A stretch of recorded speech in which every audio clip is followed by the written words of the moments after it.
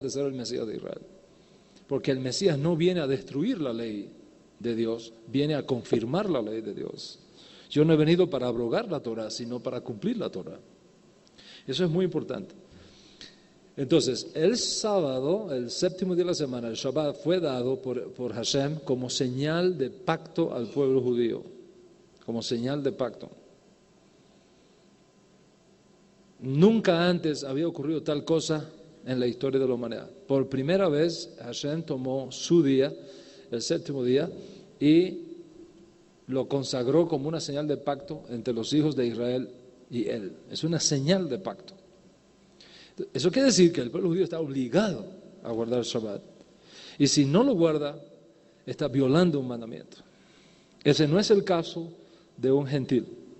El gentil debe guardar el Shabbat como recuerdo de la creación. Dios descansó, nosotros debemos imitar a Dios. Sed imitadores de Dios como hijos amados. Y si Dios descansó el Shabbat para darnos el ejemplo, entonces nosotros debemos descansar el Shabbat también. Pero no debe hacerse como señal de pacto. Señal de pacto es para nosotros los judíos. Pero para el Benei Abraham, Benei Noach, está aquí en este libro, que usted no se puede ir de aquí sin tener este libro en su mano, ¿ok? No es una señal de pacto. Quiere decir que lo debes de guardar porque te va a hacer bien. Lo debes de guardar porque vas a estar imitando a Hashem. Lo debes de guardar porque va a traer bendición a tu vida, a tu familia, etc. Pero no como una obligación de pacto. Consecuentemente, si por alguna razón tienes que trabajar el día de sábado, lo cual debes evitar, pero si tienes que hacerlo, no estás violando ningún mandamiento. ¿Ok? Porque en el caso de los Bene Abraham, el Shabbat no es una señal de pacto. ¿Ok? Puedes adorar al Señor el domingo o el lunes o el martes. ¿Qué sucede? Que el hecho de que tú adores a Hashem el día domingo, el día lunes, el día martes, no te da derecho a decir, este es el día del Señor. No, el día del Señor es Shabbat. Y no podemos cambiar eso bajo ningún concepto. ¿Ok?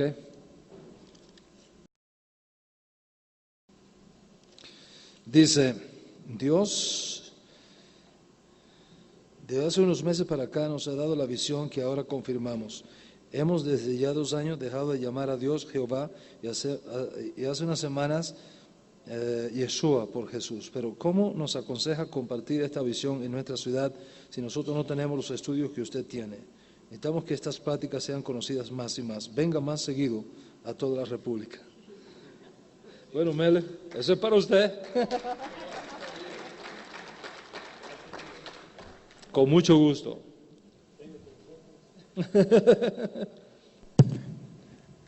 Sí, hermano, aprovecho.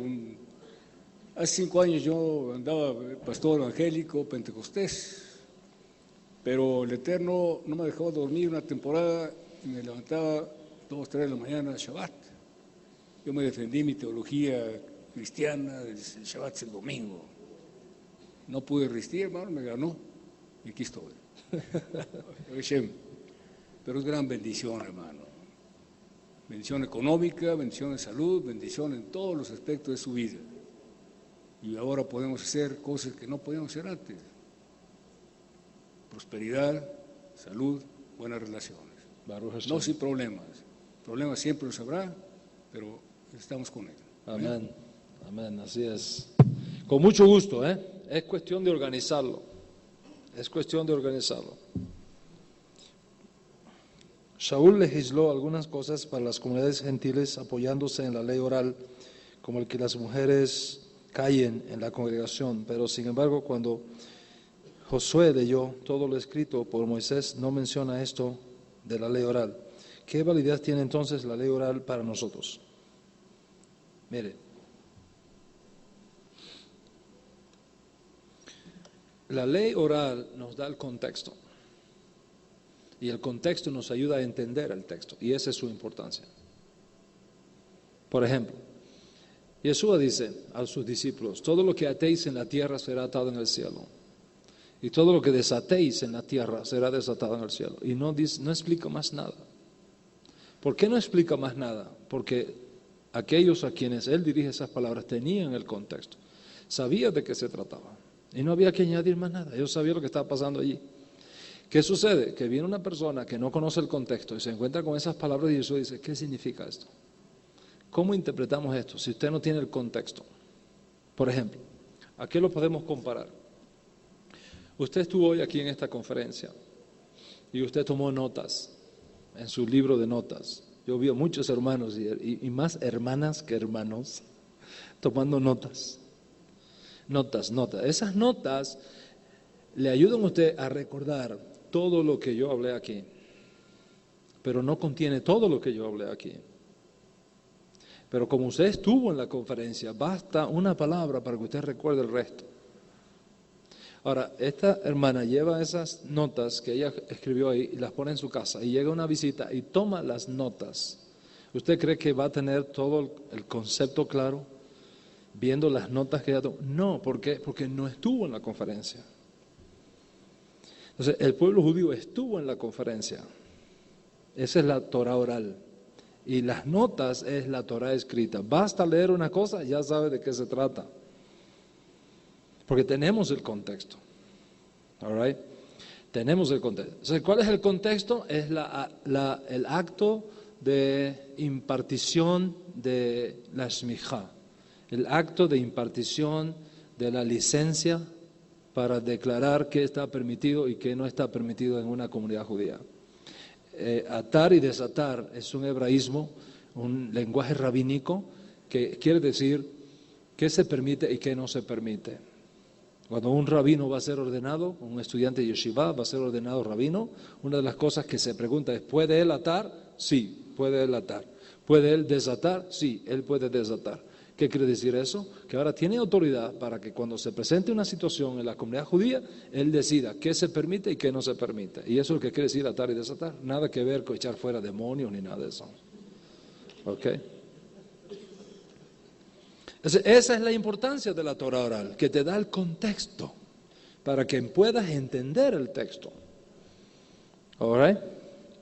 En el contexto nuestro, por ejemplo, si usted va con un amigo a su casa a almorzar y no estaba planeado que esa persona fuera a almorzar a su casa, basta que usted le diga a su esposa, échale agua a los frijoles. Basta, ya ella sabe todo lo que hay que hacer. Posiblemente no está haciendo frijoles, posiblemente está haciendo huevos fritos, pero quiere decir que tiene que freír un par más, porque va alguien a comer que no estaba contemplado, ¿ok? Y ese es el contexto. O sea, al no tener ese contexto, nos crea un montón de problemas a la hora de interpretar la Escritura. De ahí la importancia de conocer el contexto.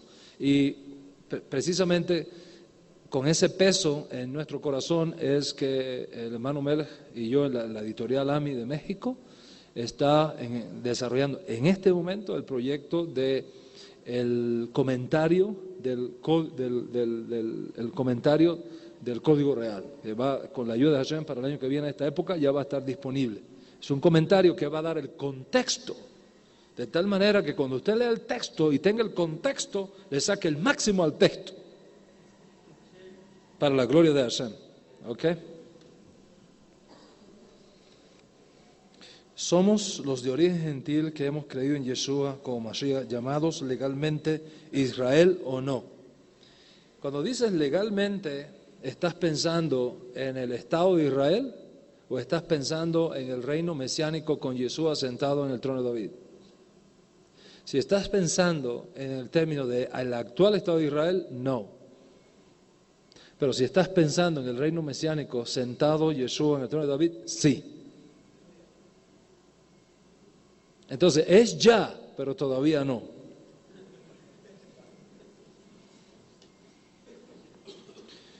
¿Tardarán los comentarios a lo que hace referencia? Bueno, acabamos de decirlo. ¿Por qué coincide el Código Real y las otras versiones en el número de libros o cartas que según la Iglesia Católica es el canon del Nuevo Testamento? No hay evidencia